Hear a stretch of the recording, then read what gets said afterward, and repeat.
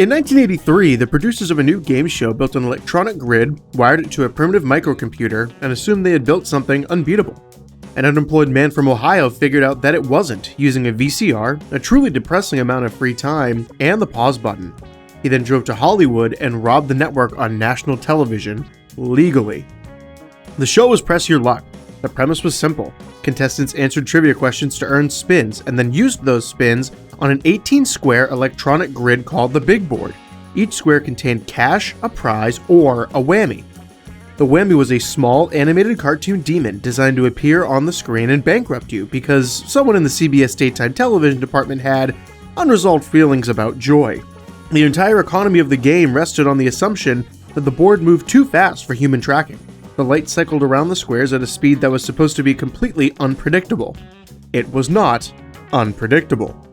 The board was controlled by a basic microcomputer. In 1983, programming true randomness into a television set piece was expensive and complicated, so the producers just didn't do it. Instead, they programmed the board to loop through 5 specific, repeating patterns. Not infinite patterns, 5.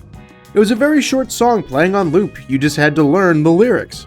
CBS did not know this was a problem until... Let's meet our second player, Michael Larson. How are you, Michael? Michael Larson made it a problem. In the spring of 1984, Michael Larson was living in Lebanon, Ohio. He had previously driven an ice cream truck, he was currently unemployed, and he owned a VCR. He started recording Press Your Luck every day. He watched the tapes back, slowly, frame by frame, looking for a flaw in the system. And he found a massive one. Lawson realized that if you watched the 5 repeating patterns long enough, 2 specific squares contained a structural vulnerability. If you hit your buzzer at the exact right millisecond during specific patterns, those 2 squares always contained cash and an extra spin. And they never contained a whammy. He knew how to land on the safe squares indefinitely. The only remaining problem was that he actually had to get cast on CBS. CBS casting in 1984 did not have a rigorous vetting process. The bar for entry was essentially seem enthusiastic and don't be actively on fire. Larson understood this. He calibrated his audition accordingly. He arrived wearing a cheap, thrift store suit, projecting the exact energy of a man desperate enough for game show money to make good television. He performed eager. He played the role of a Midwestern man who genuinely did not know what he was doing.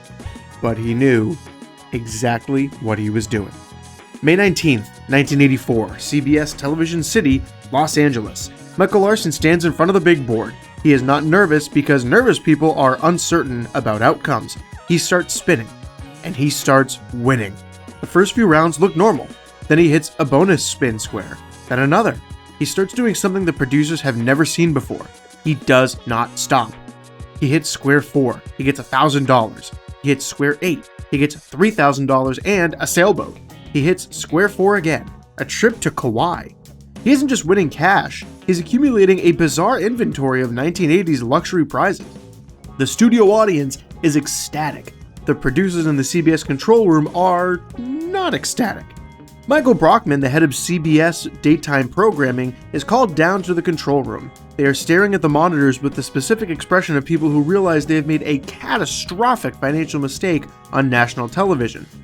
Larson isn't celebrating. He's intensely focused, staring at the board, hitting the buzzer with robotic precision. The producers stop the tape. They halt production. They claim it's a technical issue, which is television speak for panic. They examine the footage. They look for a concealed earpiece. They look for a remote control hidden in his pocket. They look for a teammate in the audience signaling him. They pull the technical director aside and ask if the board is malfunctioning. The board is functioning perfectly. They are desperate to find actual cheating, and they find nothing. Because there is nothing. The man is just pressing a buzzer with a reaction time perfectly synced to a light bulb. They restart the tape. He keeps winning. Standard contestants on Press Your Luck usually take 3 or 4 consecutive spins. Larson took 45. By the end of the day, Michael Larson had won $110,237 in cash and prizes. CBS immediately froze his payout. The network launched a fraud investigation. Corporate lawyers were forced to sit in a room and watch hours of recorded game show footage, which I'm sure is exactly the thrilling legal career they had envisioned at Harvard Law. They reviewed everything. No devices, no collusion, no fraud. CBS had to pay him. Michael Larson figured out how to legally extract money from a massive corporation by exploiting their structural vulnerabilities. Larson had beaten the system. He was rich, he just had to be smart with the cash. And he was not smart with the cash. In November 1984, Larson heard a local radio contest matching $1 bill serial numbers for a $30,000 prize. He went to the bank and withdrew a massive chunk of his winnings. He withdrew it entirely in $1 bills. He brought stacks of cash home, meticulously checking the serial number every day to win a radio contest that he never won. He left $50,000 in singles sitting in an unsecured house. And while he was attending a Christmas party, his house was broken into. The thieves stole the money. It was never recovered. Larson's life immediately spiraled. He invested his remaining winnings in a real estate Ponzi scheme, because when you get rich exploiting a rigged system, the logical next step is to put your money into a different rigged system.